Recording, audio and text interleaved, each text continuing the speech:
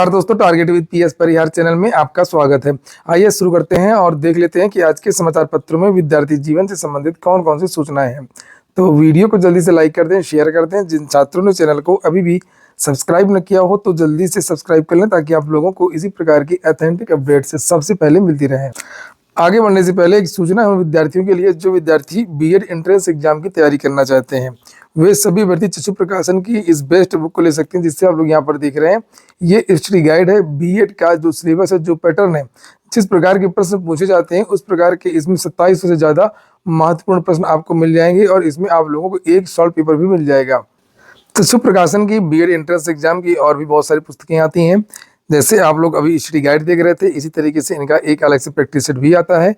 Practice set में आप लोगों को 3500 से ज्यादा वैकल्पिक प्रश्न देखने को मिलेंगे, 9 सॉल्व पेपर मिलेंगे और 15 प्रैक्टिस सेट मिलेंगे। इसकी भी लिंक मैंने डिस्क्रिप्शन बॉक्स और कमेंट बॉक्स में उपलब्ध करा दी है। आप लोग चाहें तो इन दोनों बुक्स को ऑनलाइन मंगवा सकते हैं। वैसे सभी शहरों में आपको ये बुक मिल जाएगी। चलिए शुरू करते हैं और बात करते हैं सबसे पहले यूपीटीटी की। लेकर 5 साल के लंबे इंतजार के बाद जारी हुआ यूपीटीटी का विज्ञापन। पुराने शिक्षकों के लिए भी टीटी अनिवार्य। आवेदकों की संख्या में होगा इजाफा। असिस्टेंट प्रोफेसर भर्ती परीक्षा 18 और 19 अप्रैल को होगी।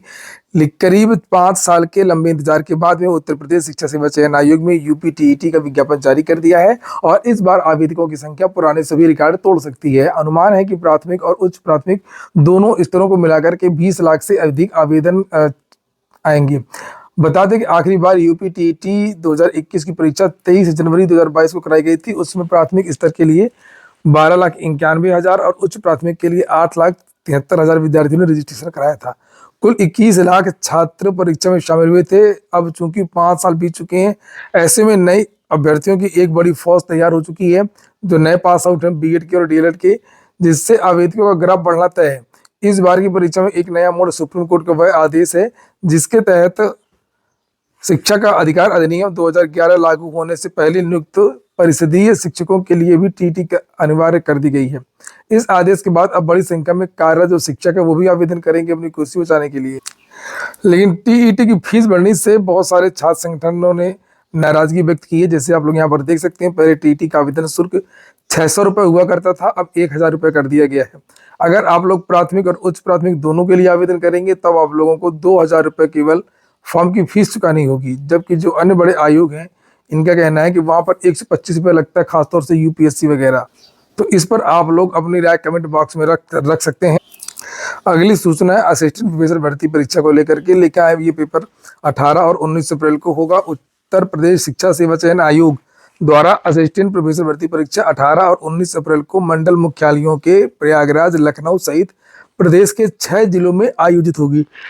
लगभग 910 पदों के लिए इस परीक्षा में 82,876 विद्यार्थियों ने आवेदन किया है। आयोग के सचिव मनोज कुमार के अनुसार इससे पहले 16 और 17 अप्रैल 2025 को आयोजित सहायक आचार्य भर्ती परीक्षा का परिणाम 4 सितंबर 2025 को घोषित किया गया था, लेकिन परीक्षा में हुई अनियमितता के कारण सक्षम स्तर पर उसे निरस्त कर दिया गया। लिखा वहीं पर शीतला प्रसाद ओझा प्रतियोगी छात्र प्रतिनिधि मंडल ने मांग की है कि सामूहिक नकल और भ्रष्टाचार के लिए जिम्मेदार तथा अक्षम व अनुभवहीन लोगों को परीक्षा प्रक्रिया से दूर रखा जाए, ताकि निष्पक्ष और पारदर्शी परीक्षा सुनिश्चित हो सके।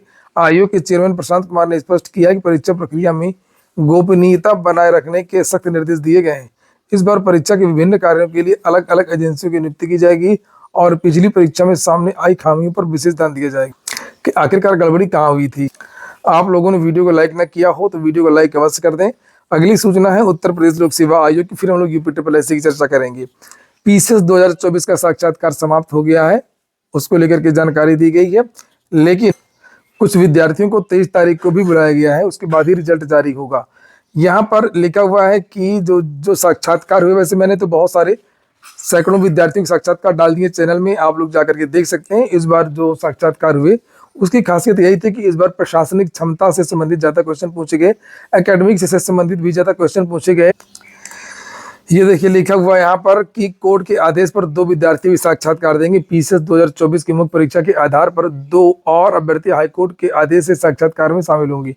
आयोग के सचिव अशोक कुमार के अनुसार मुख्य परीक्षा का परिणाम 4 फरवरी घोषित किया गया था। हाई कोर्ट में विचाराधीन 15 याचिकाओं से संबंधित याचिकाकर्ताओं का परिणाम घोषित नहीं किया गया था।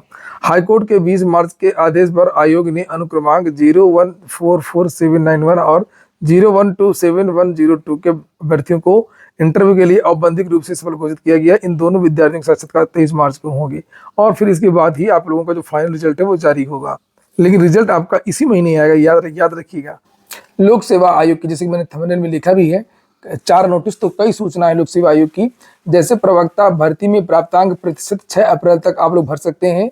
एक नई नोटिस जारी हुई है। लोक सेवा आयोग की एक भर्ती थी प्रवक्ता फार्मेसी की 11 पदों पर, तो जाकर के आप लोग उसको देख लीजिए। और उत्तर प्रदेश लोक सेवा आयोग ने 2 विद्यार्थियों को फेल कर दिया हिंदी विषय की। लिखा है, लोक सेवा आयोग द्वारा सहायक अध्यापक प्रशिक्षित स्नातक शिक्षक LT ग्रेड प्रारंभिक परीक्षा 2025 के अंतर्गत हिंदी विषय के 690 पदों का परिणाम 5 फरवरी को घोषित किया था। इसमें 2 विद्यार्थियों का परिणाम संशोधित करके फेल कर दिया गया है। परीक्षा नियंत्रक के अनुसार इन दोनों विद्यार्थियों के पास पर्याप्त योग्यता नहीं थी। आज के समाचार पत्रों में जो अगली जो सूचना है वो चयन पोस्ट परीक्षा SSC की है। SSC ने चयन पोस्ट फेज 13 परीक्षा 2025 के लिए फाइनल आंसर की और प्रश्न पत्र के साथ रिस्पॉन्स शीट वेबसाइट पर अपलोड कर दी है। जाकर के आप लोग इसे देख सकते हैं। इसका फाइनल जो परिणाम है वो 5 फरवरी को जारी हुआ था। SSC ने जूनियर सचिवालय सहायक JSA और निम्न श्रेणी लिपिक की विभागीय प्रतियोगिता परीक्षा 2023-24 का भी अंतिम परिणाम जारी कर दिया है। इसको भी आप लोग देख सकते हैं। SSC ने कंबाइंड हायर सेकेंडरी 10+2 लेवल परीक्षा 2025 टियर 1 की फाइनल आंसर की और स्कोर कार्ड जारी कर दिया है। आयोग के अनुसार रिजल्ट 27 फरवरी जारी किया गया था और फाइनल आंसर की रिस्पॉन्स शीट स्कोर कार्ड भी वेबसाइट पर उपलब्ध करा दिया गया। 19 मार्च शाम 6 बजे से लेकर के 9 अप्रैल शाम 6 बजे तक रजिस्टर्ड ID पर पासवर्ड के माध्यम से लॉगिन करके अंक और उत्तर देख सकते हैं। अगली सूचना एलिड जूनियर हाई स्कूल शिक्षक भर्ती की है। सूची जारी हो गई है।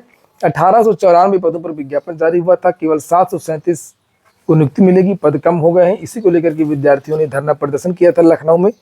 लिखा है, अशासकीय सहायता प्राप्त एरिड जूनियर हाई स्कूल में प्रधानाध्यापक एवं सहायक अध्यापकों के कुल 1894 पदों पर चयन के लिए वर्ष 2021 में परीक्षा कराई गई थी, लेकिन अब तक 5 साल हो चुके हैं जब चयन प्रक्रिया पूरी नहीं हो पाई है और इस बीच कई विद्यालयों के उच्चीकृत हो जाने के कारण हाई कोर्ट के आदेश के क्रम में पदों की संख्या घट गई, क्योंकि हाई स्कूल के विद्यालयों में शिक्षकों की नियुक्ति का अधिकार बेसिक शिक्षा विभाग को नहीं है।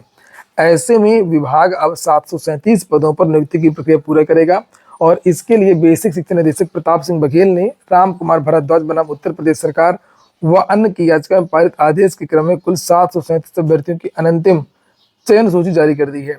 जारी की गई विज्ञप्ति में बताया गया है कि हाईकोर्ट के आदेश के क्रम में अपर शिक्षा निदेशक द्वारा एरिड जूनियर हाई स्कूलों में उपलब्ध कराए गए रिक्त पदों की सूचना के आधार पर अंतिम चयन सूची वेबसाइट पर उपलब्ध कराई गई है और इसके अनुसार इस भर्ती में प्रधान अध्यापक 103 और सहायक अध्यापक के 634, हिंदी में 119, अंग्रेजी में 75, संस्कृत में 38, गणित विज्ञान में 250, सामाजिक विषय में 152 पदों पर अनंतिम चयन सूची जारी की गई है। तो अनंतिम इसलिए लिखा गया है ताकि इसको बदला जा सके। और इन अभ्यर्थियों से ये जिनकी लिस्ट जारी हुई है, विद्यालय का विकल्प लेकर के जिला आवंटन अब किया जाएगा। तो ये बड़ा झटका है। जब पद रिक्त पड़े हुए हैं ऑलरेडी अन्य विद्यालयों में एडिड जूनियर के, तो उन पदों को उसमें जोड़ा जाना चाहिए था।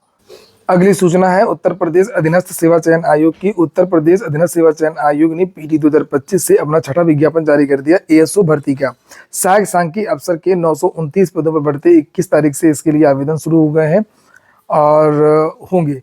प्रदेश अधीनस्थ सेवा चयन आयोग 12 विभागों में सहायक सांख्यिकी अधिकारी, सहायक शोध अधिकारी के 929 पदों पर भर्ती करने जा रहा है।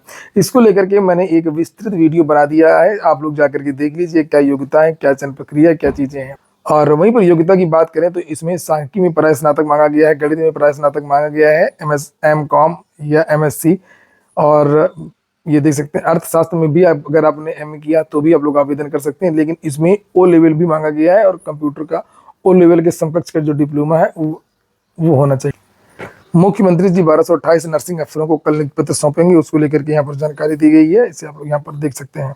लखनऊ विश्वविद्यालय के केंद्रीय प्लेसमेंट सेल की ओर से छात्रों के लिए रोजगार और कौशल विकास के अवसर उपलब्ध कराए जा रहे हैं, जिसके लिए SLMG बेवरेजेस प्राइवेट लिमिटेड में फील्ड ऑडिटर के पद पर भर्ती शुरू हो गई है।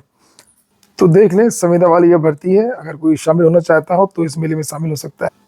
इलाहाबाद हाईकोर्ट में महाधिवक्ता कार्यालय से भी भर्तियां आया करती थी और इसमें ARO RO के अलग से पद हुआ करते थे। हाई कोर्ट की जो भर्ती आती है वो अलग होती है और महाधिवक्ता कार्यालय से आती है वो अलग होती है। तो महाधिवक्ता कार्यालय में भी लगभग 50-55 पदों पर भर्ती होनी थी और वो अचानक से बीच में रुक गई और उसी को लेकर के ये जानकारी यहाँ पर दी गई है। इलाहाबाद हाईकोर्ट ने प्रयागराज और लखनऊ स्थित शासकीय अधिवक्ता महाधिवक्ता कार्यालयों में स्टाफ की कमी के बावजूद रिक्त पदों को न भरे जाने पर कड़ी नाराजगी जताई है। कोर्ट ने इससे दुर्भाग्यपूर्ण बताते हुए सरकार की कार्यप्रणाली पर गंभीर सवाल उठाए हैं। यह आदेश न्यायमूर्ति अजीत कुमार और न्यायमूर्ति स्वरूपमा चतुर्वेदी की खंडपीठ ने सूबेदार यादव की याचिका पर सुनवाई करते हुए दिया है। कोर्ट ने इससे पहले 26 फरवरी को भी सरकार से स्टाफ की कमी को लेकर की जानकारी मांगी थी, लेकिन सचिव स्तर से कोई भी हलफनामा दाखिल नहीं किया गया। बड़ी संख्या में पद खाली हैं, फिर भी उन्हें भरने की कोई ठोस कार्रवाई नहीं की जा रही है। आरओ के अलावा भी इसमें ग्रुप सी ग्रुप डी की भी वैकेंसी होती है अलग से, और ये जो भर्ती होती है वो हाईकोर्ट ने महाधिवक्ता कार्यालय ही अपनी भर्ती अलग से करवाता है। नीचे लिखा, कोर्ट ने राज्य सरकार को निर्देश दिया था कि इस संबंध में विधि सचिव के माध्यम से विस्तृत जवाबी हलफनामा दाखिल किया जाए और साथ ही अपर महाधिवक्ता को अगली सुनवाई पर अपना पक्ष रखने के लिए कहा है। रोजगार मेला को लेकर के भी जानकारी दी गई है। प्रयागराज की बात हो रही है। महिलाओं को मिलेगा रोडवेज में संविदा परिचालक बनने का मौका। यूपी रोडवेज ने महिलाओं के लिए रोजगार की राह आसान कर दी है। उत्तर प्रदेश परिवहन निगम अब सीधे अनुबंध के आधार पर महिला संविदा परिचालकों की भर्ती करने जा रहा है। डायरेक्ट परिवहन विभाग इसके लिए आगामी 25 मार्च को प्रयागराज के राजापुर स्थित प्रयाग डिपो कार्यशाला में रोजगार मेले का आयोजन किया जाएगा। चयन का मुख्य आधार इंटरमीडिएट में प्राप्त अंक, मेरिट और रोडवेज प्रबंधन के अनुसार चयन के दौरान विशेष योग्यता रखने वाली अभ्यर्थियों को प्राथमिकता दी जाएगी। इंटरमीडिएट पास होने के साथ में CCC प्रमाण पत्र भी इसमें अनिवार्य है। इस भर्ती के लिए आयु सीमा 24 मार्च 2026 तक 18 और अधिकतम 40 वर्ष मांगी गई है। यहाँ पर जो विशेष योग्यता वगैरह की जो बात की गई है यहाँ पर लिखा हुआ आप लोग देख सकते हैं।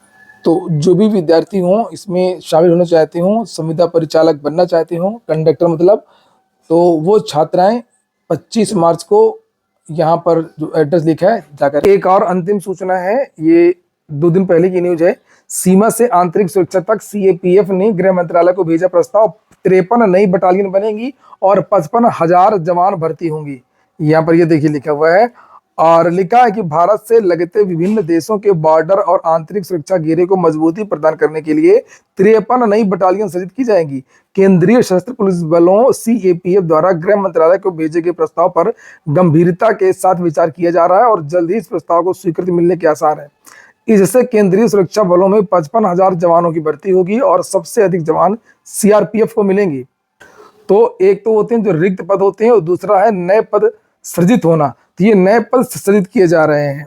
इसमें लिखा है कि केंद्रीय औद्योगिक सुरक्षा बल CISF में 3 वर्ष के दौरान 3 बटालियनों के सृजन को मंजूरी दी गई है। अब ये बटालियन स्थापित हो चुकी हैं। 3000 से अधिक जवान CISF का हिस्सा बन गए हैं। भारत चीन के बॉर्डर पर तैनात ITBP में भी 7 बटालियनों के सृजन को मंजूरी दे दी गई है और ये बटालियन अब स्थापित हो चुकी हैं। ITBP में भी लगभग 8,000 जवानों की भर्ती के अलावा एक सेक्टर मुख्यालय भी स्थापित किया गया है। और वहीं पर लिखा हुआ है कि स्थायी समिति के अध्यक्ष डॉक्टर राधा मोहन दास अग्रवाल द्वारा राज्यसभा में पेश की गई 557वीं रिपोर्ट में कहा गया है कि केंद्रीय बलों में 53 नई बटालियनों का प्रपोजल गृह मंत्रालय को भेजा गया है और CRPF में 20 अतिरिक्त बटालियन सृजित करने का प्रस्ताव विचाराधीन है।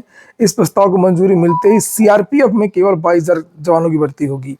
इसके अलावा जो अन्य पद रहते हैं CAPF और CISF सभी भागों में भर्तियां होंगी।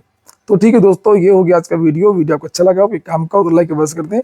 जिन छात्रों ने चैनल को सब्सक्राइब ना किया सब्सक्राइब कर लें। पूरा वीडियो सुनने के लिए बहुत बहुत धन्यवाद।